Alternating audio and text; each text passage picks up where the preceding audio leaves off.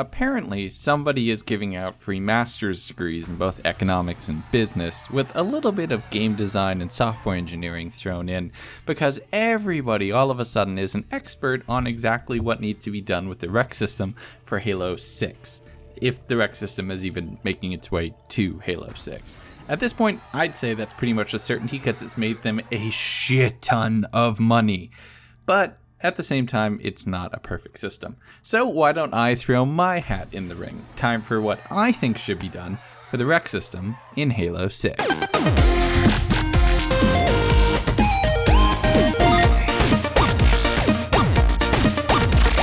Now, let's get one thing out of the way. My goals are going to be twofold when talking about this, because if I don't hit both of these points, they're never going to happen in the first place.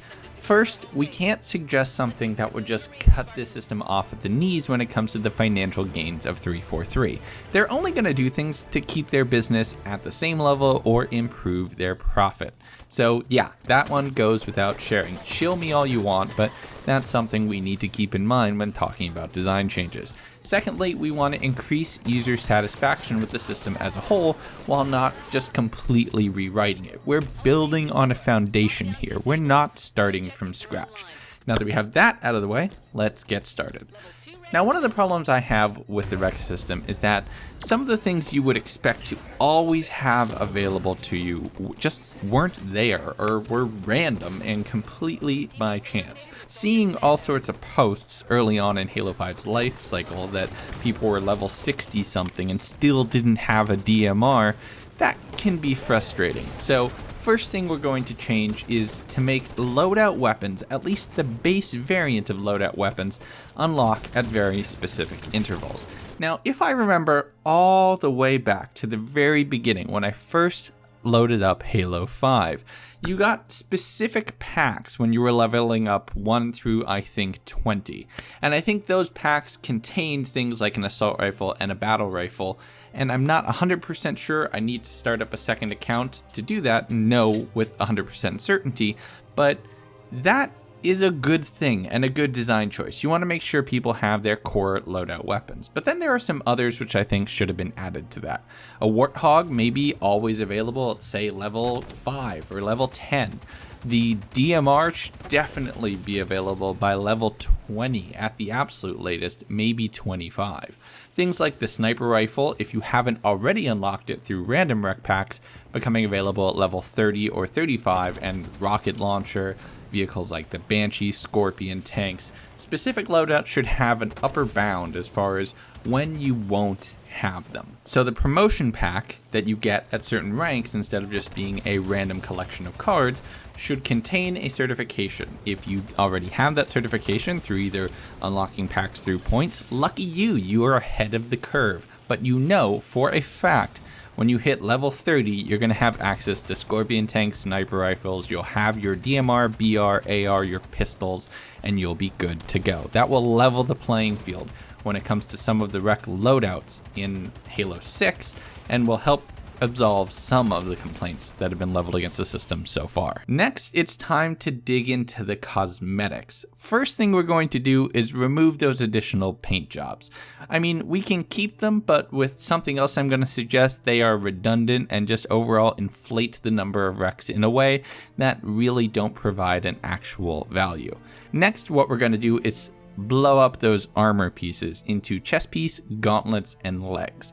Now, I'm still debating whether or not you could do left and right as you could all the way back in Halo 3, Halo Reach. Probably not, let's be honest. It doesn't really work very well for this system. Unlocking a left shoulder would be frustrating as all hell if you want to wear it on the right for one reason or another. But we're not talking about the customization. This is about the REQs themselves. So I think instead of providing 4 variants of the recruit armor, you can then instead split that up into the recruit chest piece, recruit legs, recruit gauntlets, and the recruit helmet. And there you go, 4 pieces of armor, all of which having a little bit more meaning than just a new coat of paint on an armor you're never going to wear. Plus now you're allowing users to further customize their armor sets by mixing and matching pieces on a scale of 4 instead of just 2 items that they can change. And while we're talking about armor, let's also talk about emblems. Now, a lot of people complain that there isn't any armors that are specifically achievement locked, but I think they forget the tons of emblems that are commendation locked in Halo 5. You have specific emblems which are only accessible by completing specific commendations: Spanker kills, destroying mongooses, killing ghosts, Covenant, mastering certain weapons. The problem is, not everybody uses those emblems, and once you get out of the pregame lobby, nobody even sees them unless they pull up the scoreboard. So I think emblems need to be sort of reintroduced back onto the multiplayer model and put back onto the shoulders of Spartans, so that way you sort of see them and you can show them off. And not only these emblems need to be locked behind specific achievements, but there are certain armor sets that need to be locked behind specific achievements. Think about Hayabusa, or actually think about all of Halo 3.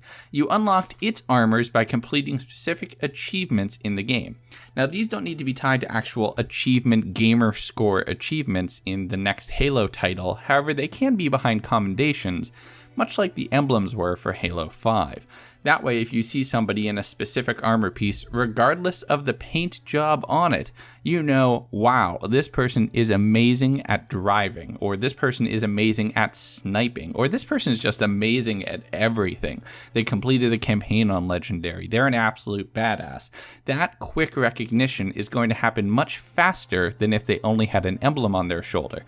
So providing specific achievement unlocked armors on top of the REQ system is another way to increase player satisfaction with what they're hoping to earn. Finally, on to the packs themselves. Now, a lot of people complain that gold, silver, and bronze just isn't really specific enough, and it feels grindy to get your way up to the weapons and armors that you really want, because you need to get all of your commons and uncommons out of the way. Now, that's never going to go away in a card-based, rarity-based sort of model, but it's definitely something we can improve on. If you look at this old screenshot, you can see that in original earlier UI designs, the packs were much more segregated. Not only saying 3 tiers of one basic pack with nothing additional as far as what's contained in it, why don't we break these packs up a little bit and be a little bit more specific? You can say have weapon-specific packs, vehicle-specific packs, both Covenant and UNSC. You can have armor-specific packs, or maybe for a REQ point discount, you can have the current pack which contains everything. Hell, call it Fiesta, so it ties into something else in the game where it's completely random. This would sort of let players tailor exactly what they are based on their role in Warzone play. I know specific people who always play as a driver and are frustrated when they're not getting enough Warthogs. Well, vehicle packs for you. You're your heavy weapons assault character, you're going to focus on those heavy weapons packs. You're not in it for Warzone at all, just want to play Arena and have sexy armor? Well, the armor pack is for you. Now, I know I said at the beginning, we're not going to cut into 343's profits. So how does this work by providing people with more of a selection? Well, those other packs will have a slightly higher REQ point cost, and at the same time, there's going to be multiple tiers of each of them. Bronze, silver, and gold for each category, instead of just one overall. This gives us sort of a better grain and a better control over what we're getting out of these packs, and odds are people will buy more if they have just a little bit smaller of a pool as far as what cards are coming out of it. If you're only there for weapons, you're not happy when an armor pops, and if you're not happy, you're less likely to remain with the game for a longer and extended period of time. But if you're always getting what you wanted, that urge to spend just 99 cents more is going to be all the stronger and greatly increase 343's revenue. Now, as far as how the REQs are used in Warzone and REQ Energy, maybe I'll do that in another video and we can just totally break down my ideal Halo 6. But this is the REQ system, how you acquire these items. We can't go back at this point to things that were in Halo Reach or the models before. The games are sort of a testament of the time and the world that they're created into, and the world doesn't work that way anymore. You need to be able to have that extended revenue stream off of a game to support extended development. And the amount of free content that we had delivered, regardless of whether or not you think it needed to be there on day one, Regardless of that, the amount of free support we received for Halo 5 and are continuing to receive is made possible in part by REQ packs. And while you might not have spent a penny, most games with this sort of microtransaction model are fueled by the top 10% of spending players. They're the whales who have paid for everyone else. Be thankful to them, even though they might kill you with that Nornfang a lot, and be thankful to 343 for allowing them to enable you to receive free DLC. Alright, anyway, I've been at this for way too long, and that's pretty much my thoughts on how the REQ system can be improved for Halo 6. This was fun. I'm probably going to do this again with other aspects of the game. Oh boy, strap in. This is gonna take a while. Alright, until next time, you know what to do. Like the video if you like it, dislike it if you hated it, subscribe for more Halo content here on the channel, and I'll talk to you next time.